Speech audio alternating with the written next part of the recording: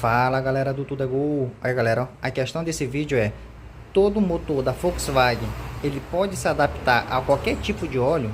A resposta galera é que não, e mais ou menos. Por quê? Porque esse carro, de acordo com a Volkswagen, ele deve se usar 5W40, um óleo 100% sintético, né, da norma 502 da Volkswagen, e ele é adaptado para esse tipo de óleo 5W40.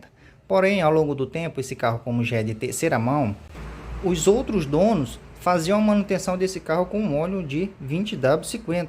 Então, ao longo do tempo, ele começou a apresentar folgamentos no mancal, na biela, apresentou também folgas no virabrequim, apresentou aqui folgas também na questão do tucho hidráulico, nos mancais, aqui na questão também dos balancinhos, também eu tive que fazer a manutenção e a troca de todos os balancinhos e de todos os tuchos hidráulicos. Então, por conta dessa má manutenção do 20W50 mineral, o carro começou a apresentar folgas.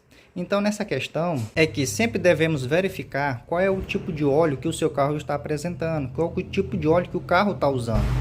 Se você estiver usando o óleo 20W50, por exemplo, que ele é 100% mineral, o recomendado é você fazer o flush no motor e voltar a usar o 5W40. Porém, não é muito indicado por questões que o carro já apresenta já folga por questões desse óleo, desse tipo de óleo específico.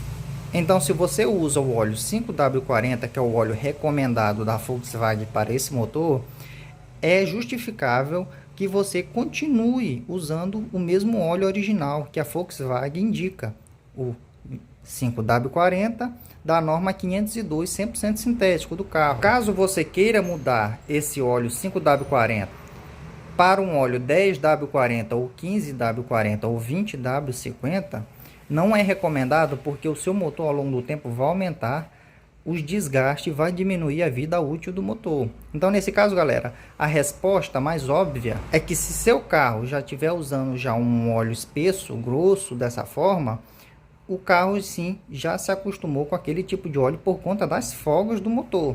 Então é isso aí, galera. Muito obrigado por assistir e até o próximo vídeo.